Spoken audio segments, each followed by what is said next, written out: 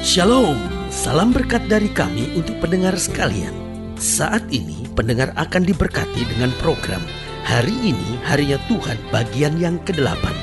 Sebuah program rohani tentang doktrin Alkitab yang menolong kita untuk semakin tertanam dalam kebenaran firman dan bertumbuh dalam kemuliaan. Bersama hambanya, Pendeta Gilbert Lumoindong, STH. Banyak orang merasa doktrin Alkitab sebagai sesuatu yang membingungkan. Tetapi tahukah saudara bahwa doktrin Alkitab intinya adalah memahami Alkitab dengan benar, dengan pemahaman yang sistematis, sehingga kita terus dapat tertanam di dalam kebenaran firman, sehingga kita terus bertumbuh di dalam kemuliaan Allah.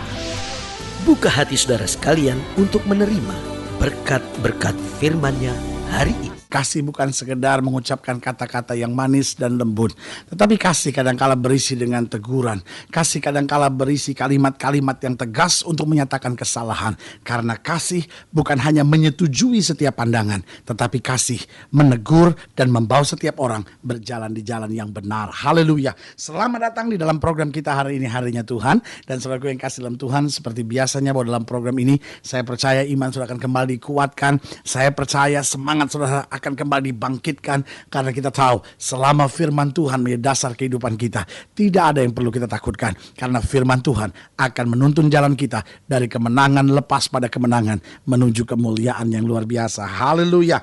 Nah, saudaraku yang kasih dalam Tuhan, dalam program ini mungkin saya akan dikejutkan dengan judulnya, dengan temanya, karena judulnya bicara tentang keturunan ular beludak. Saudaraku yang kasih dalam Tuhan, mungkin dengar kalimat itu, sebagian kita akan berkata, waduh, kenapa kata itu keras sekali?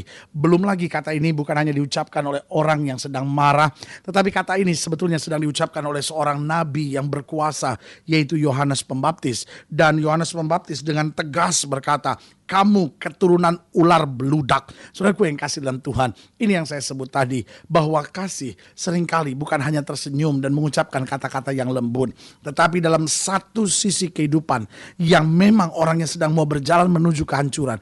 Kasih juga bicara tentang ketegasan. Kasih juga bicara tentang kedisiplinan. Kasih juga bicara tentang keberanian untuk menyatakan kesalahan, memberitahukan jalan yang keliru, supaya kita dapat menuntun orang menuju pada jalan kebenaran. Karena saudaraku yang kasih dalam Tuhan, hanya kasihlah yang bisa memberi keberanian untuk kita peduli dengan orang lain yang sedang salah, tanpa pernah berpikir masa bodoh, itu kan gak ada hubungannya sama saya. Dia mau hancur kek, dia mau masuk neraka kek. Tapi waktu hati kita penuh kasih, kita berkata dia salah dan saya mau dia kembali ke jalan sorga. Itu sebabnya saya tegur, saya beritahu. Tetapi karena saya mengasihinya, saya mau dia berada di jalan yang benar. Haleluya. Nah, kita lihat Lukas pasal 3. Lukas pasal 3 ayat yang pertama sampai ayat yang ke-9. Lukas pasal 3 ayat pertama sampai ayat yang ke-9. Dalam tahun ke-15 dari pemerintahan Kaisar Tiberius, ketika Pontius Pilatus menjadi wali negeri Yudea, dan Herodes raja wilayah Galilea, Filipus saudaranya raja wilayah Iturea, dan Trakonitis dan Lisanias raja wilayah Abilene, pada waktu Hanas dan Kayafas menjadi imam besar, datanglah firman Allah kepada Yohanes anak Sakaria di padang gurun. Maka datanglah Yohanes ke seluruh daerah Yordan dan menyerukan, bertobatlah dan berilah dirimu dibaptis, dan Allah akan mengampuni dosamu, seperti ada tertulis dalam kitab nubuat-nubuat Yesaya. Ada suara yang berseru-seru di padang gurun, persiapkanlah jalan untuk Tuhan, luruskanlah jalan baginya. Setiap lembah akan ditimbun dan setiap gunung dan bukit akan menjadi rata. Yang berliku-liku akan diluruskan, yang berlekuk-lekuk akan diratakan, dan semua orang akan melihat keselamatan dari Tuhan. Haleluya. Lalu ia berkata kepada orang banyak yang datang kepadanya untuk dibaptis, katanya, hai kamu turunan ular beludak, siapakah yang mengatakan kepada kamu, kamu dapat melarikan diri dari murka yang akan datang? Jadi hasilkanlah buah-buah yang sesuai dengan pertobatan. Dan janganlah berpikir dalam hatimu, Abraham adalah bapa kami. Karena aku berkata kepadamu, Allah dapat menjadikan anak-anak bagi Abraham dari batu-batu ini. Kapak sudah tersedia pada akar pohon. Dan setiap pohon yang tidak menghasilkan buah yang baik akan ditebang dan dibuang ke dalam api. Haleluya. Saudaraku yang kasih dalam Tuhan, di sini kita terkejut dengan satu kalimat pada ayat yang ke-7. Lalu ia, maksudnya Yohanes, berkata kepada orang banyak yang datang kepadanya untuk dibaptis, katanya, hai kamu keturunan ular beludak. Saudaraku yang kasih dalam Tuhan, kalimat ini sulit untuk kita pahami. Saudara bisa bayangkan, Orang-orang ini datang untuk dibaptis. Yohanes menyatakan kebenaran, orang-orang ini datang untuk dibaptis. Kelihatannya respons yang sangat luar biasa, kelihatannya kesungguhan yang sangat dahsyat, kelihatannya keberanian yang sangat hebat, sehingga mereka mau meninggalkan yang lama, dan sekarang mereka mau menyerahkan diri dibaptis. Tetapi saudaraku yang kekasih dalam Tuhan, sebagai nabi, Yohanes bukan hanya bisa melihat kulit luarnya saja. Sebagai nabi, Yohanes bukan hanya bisa melihat langkah mereka yang sedang berjalan menuju Sungai Yordan untuk dibaptis, tetapi saudaraku yang kasih dalam Tuhan, Yohanes bisa melihat jauh lebih daripada sekedar kulit luarnya. Yohanes bisa melihat hati mereka, Yohanes bisa melihat pikiran mereka, dan dalam situasi itu Yohanes dengan tegas berkata, "Kamu keturunan ular beludak." Saudaraku yang kasih dalam Tuhan, jangan sampai kalimat yang sama ditujukan kepada kita. Jangan sampai ketika kita berjumpa dengan Tuhan, Tuhan berkata, "Enyahlah dari hadapanku, hai kamu keturunan ular beludak." Karena kalau kita berjumpa dengan Tuhan, kita mau dijumpai Tuhan sebagai hamba yang baik dan setia. Haleluya. Nah, saudaraku yang kasih dalam Tuhan, kalau begitu, siapa sih yang dikategorikan sebagai keturunan ular beludak? Apa sih ciri-ciri orang yang hidup sebagai keturunan ular beludak itu? Saya lihat ada beberapa hal yang dijelaskan oleh Yohanes di sini. Yang pertama, coba saudara lihat ayat yang ke-7. Di ayat yang ke-7 dikatakan jelas, lalu ia berkata kepada orang banyak yang datang kepadanya untuk dibaptis, katanya, "Hai kamu keturunan ular beludak, siapakah yang mengatakan kepada kamu melarikan diri dari murka yang akan datang?" Jadi yang pertama, siapa yang dikategorikan sebagai keturunan ular beludak oleh Yohanes Pembaptis? Yang pertama, seorang yang mempermainkan murka Tuhan. Seorang yang tidak menganggap murka Tuhan itu sebagai sesuatu yang serius. Seorang yang menganggap murka Tuhan itu sebagai suatu permainan belaka. Tuhan kan juga penuh kasih, biarlah saya berzina, toh juga Tuhan ampuni. Sudahlah, biarlah saya judi, walaupun saya Kristen, Tuhan kan juga tahu kelemahan dan kekurangan saya. Biarinlah saya nipu-nipu dikit, yang penting kan saya udah doa minta pengampunan dosa. Jadi saudaraku yang kasih dalam Tuhan, kita nggak khawatir, kita nggak takut, kita nggak gentar terhadap murka Allah. Alkitab dengan tegas berkata, jangan kamu sesat.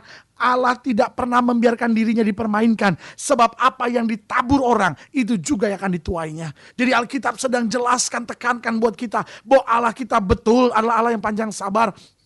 Allah kita adalah Allah yang betul murah hati. Allah kita adalah Allah yang betul berlimpah kasih setianya. Tetapi pada saat yang bersamaan, Dia juga adalah Allah yang tegas. Dia juga Allah yang menjatuhkan murka. Dia juga Allah yang tidak bisa dipermainkan. Selama kita berjalan dalam kebenaran, Dia mengangkat, Dia membela, Dia mengerjakan mujizat. Tapi ketika kita lari dari kebenaran, kita mempermainkan Tuhan, maka hukuman Tuhan akan datang menimpa. Saudaraku yang kasih dalam Tuhan, ketika engkau hancur hati, berlutut, nangis, minta ampun atas segala kesalahanmu, Alkitab berkata Tuhan tidak ingat-ingat dosamu. Tetapi kalau engkau mulai mempermainkan Tuhan dan berkata, gak apa-apalah, sebagai orang Kristen wajar saya buat dosa. Setiap orang kan berdosa, saudaraku. Waktu kita sudah punya sikap mempermainkan murka Tuhan, saudaraku, Alkitab dengan tegas bilang, hei kamu keturunan ular beludak. Saya tidak perlu tahu berapa kali engkau ke gereja dalam seminggu. Tetapi jika itu sikapmu, engkau mempermainkan murka Allah, engkau tidak takut akan hukuman Allah, engkau tidak berjuang untuk hidup dalam kebenaran, engkau tidak ubahnya seperti keturunan ular beludak. Mungkin engkau mendengar program ini dan berkata, pendeta, kenapa kau bicara begitu keras kepada saya? Jawaban saya sederhana, karena saya mengasihi saudara. Saya ingin lihat hidup saudara berkemenangan. Saya ingin lihat hidup saudara penuh dengan mujizat. Saya ingin lihat hidup saudara mengalami kemuliaan dan kuasa Tuhan. Sementara kalau engkau mempermainkan murka Tuhan, justru engkau berhadapan dengan sengsara dan kehancuran. Yang kedua, siapa yang dikategorikan Yohanes Pembaptis sebagai keturunan ular beludak? Yang kedua adalah seorang yang tidak menghasilkan buah yang sesuai dengan pertobatan. Ayat yang ke-8 dengan tegas Yohanes berkata apa? Jadi hasilkanlah buah-buah yang sesuai dengan pertobatan. Jadi tegas dikatakan, hasilkanlah buah yang sesuai dengan pertobatan. Makanya dalam kitab Yohanes dikatakan, pohon yang tidak bertumbuh, tidak berbuah, akan ditebangnya. Akan ditebangnya. Akan ditebangnya. Tapi yang berbuah akan dibersihkannya, supaya semakin lebat buahnya. Jadi hidup Kristen harus ada buah-buah pertobatan. Apa artinya buah-buah pertobatan? Selalu saya bilang ada dua jenis buah pertobatan. Yang pertama yaitu buah-buah roh. Apa artinya buah-buah roh?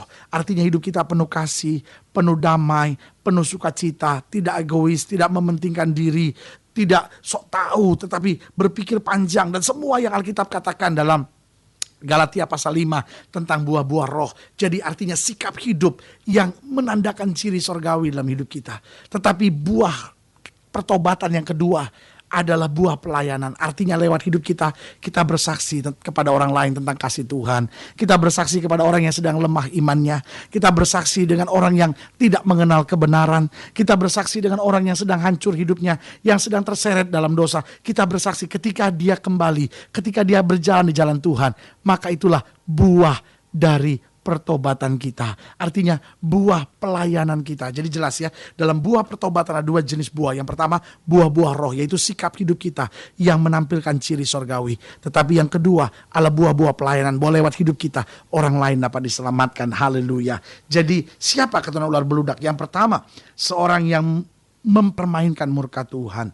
Yang kedua, seorang yang tidak menghasilkan buah-buah yang sesuai dengan pertobatan. Dia bertobat tapi maki orang jalan terus. Dia bertobat tapi zina jalan terus. Dia bertobat tapi gak ada buahnya. Tetap suami yang kasar, tetap tempeleng istrinya. Saudaraku yang kasih dalam Tuhan, Alkitab dengan tegas bilang, kamu keturunan ular beludak. Tapi waktu kita mulai menghasilkan buah yang sesuai dengan pertobatan, mungkin selalu belum sempurna, masih banyak kekurangan dan kelemahan, tetapi sikap hatimu lurus di hadapan Tuhan. Maka Yesus menatapmu dan berkata, "Hai kamu hamba yang baik dan setia." Haleluya. Yang ketiga, siapa yang dikategorikan Yohanes Pembaptis sebagai keturunan ular beludak? Yang ketiga, seorang yang hanya memperhatikan sisi luar dari kekristenan. Makanya coba lihat ayat yang ke-8 bilang apa? Jadi hasilkanlah buah-buah yang sesuai dengan pertobatan, dan janganlah berpikir dalam hatimu, Abraham adalah bapa kami. Karena aku berkata kepadamu, Allah dapat menjadikan anak-anak bagi Abraham dari batu-batu ini. Artinya mereka hanya memperhatikan sisi luar. Loh, secara darah kami keturunan Abraham.